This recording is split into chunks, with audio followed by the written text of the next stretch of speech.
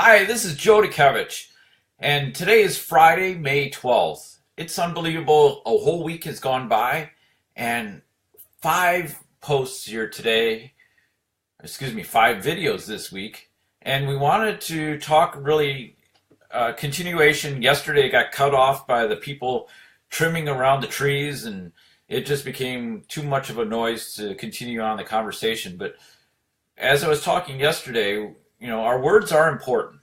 And this weekend, I'm going to share with you the one word that you need and a quick tool to talk about and use with others to see where they align. And we had talked about in this week, people are at different stages. And if they're at different stages, then their conversation, their words are going to be different. And sometimes the group holds people down. They keep them down because they don't want them to advance.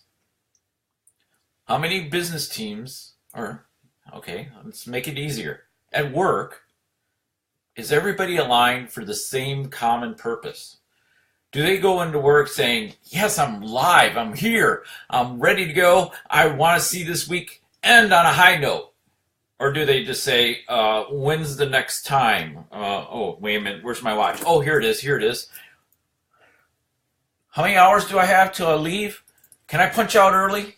I remember working, and our boss at the time had indicated, hey, if you work, for you salary people, if you work all the hours, the 40 hours that you're expected to work,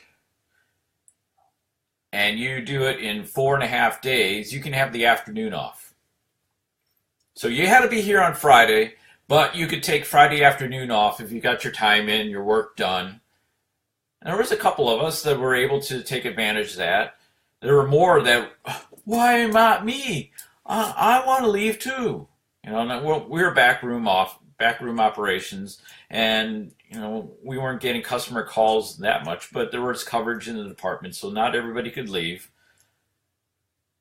What was the language? The language was, I win. So stage 3, I win if I complete my work, get the hours in, check off, and I'm out of here. And boy, I get 4.5 days. I got a day or half a day extra. Wow, 2.5 day weekend. Woohoo! Well, that's great. That's great for morale for the short term, but for the long term, one, you're not really advancing, and two, you're really not helping the rest of the department feel good. The morale isn't good because, hey, I got to be here in the afternoon. I got to work till 5 plus. I'm not going to be able to start my weekend. I got nothing to celebrate. So as we think about our day, our teams, our family even, are they going for the shared purpose? Are they working together for what it is the team, the family wants to achieve? What is the legacy of the family? Very little is done on family legacy. A lot is done on individual legacy. What will I leave? What will I be known for when I get to my end days and have passed? What will people say about me at my funeral? Now, there are some families, very well who those are, that work together and their names are across and being recognized. We'll leave it up to society to determine if they are working together and for the betterment of the community. But even within those families that are supposedly aligned and their purpose is known and there's still discontent. There's still this, I want to win. I want me to be recognized. And what do? We cause strife. We cause contention. So what's the word? You're probably wondering what the word is. The word is you. Y-O-U. You can make the difference in your life. You can choose the words that you're going to say. When you get cut off in the road, or somebody comes from the side into into the roadway because they didn't stop at the intersection, what is happening? What are you going to say? Or are you going to say, holy cow, yeah, let's work together to stop and not plow into each other. You hold, let's come together. It's probably a bad example, but I think you understand where we're going with this. This is an opportunity to say, what is important? What are we going to leave as a group? So it starts with you, all of you. It starts with you.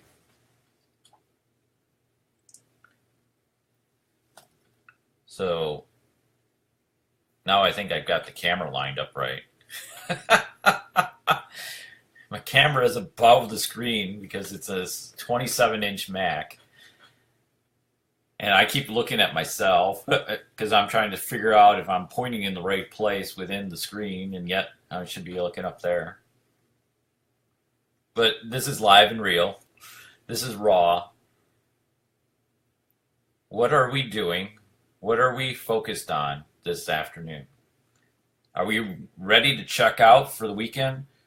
Or are we thinking about what things matter and that this weekend starts a new life for you? Does it? Would you like to walk away from this weekend with a new purpose, with really understanding where you're at and what stage you're at, and then determining who's it that's around you and what's important for you? I really do. Every weekend I come back and look at my week. I look at my planner and I look at what's in my mind and I say, how did this week go? What things what things did I work on? What things were I supposed to? What things did I intend to do that I didn't complete? Because I had intention, but wasn't intentional.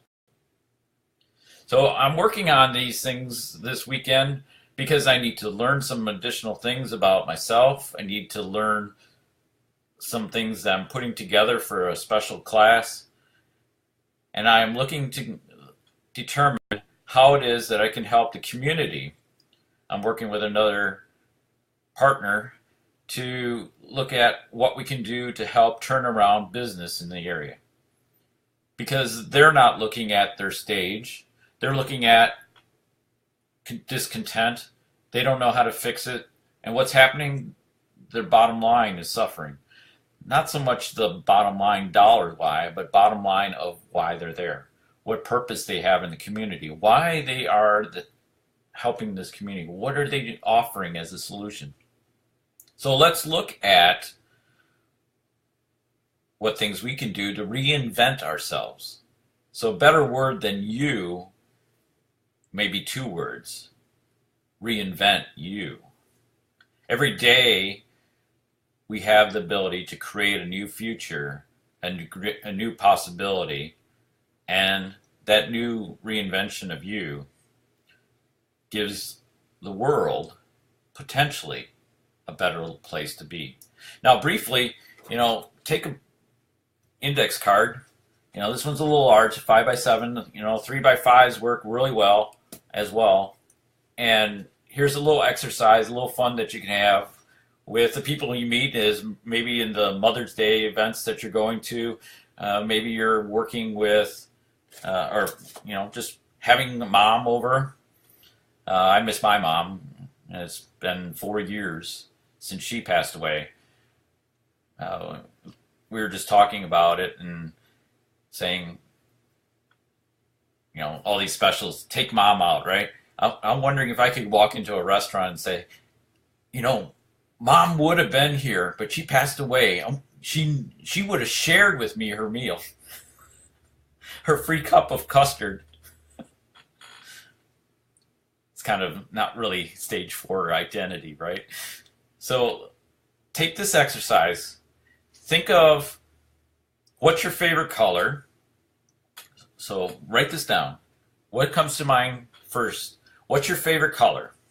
Write that down, and why is that your favorite color? What does it mean to you? Secondly, put down, oh, I forgot it. Hang on, don't go away.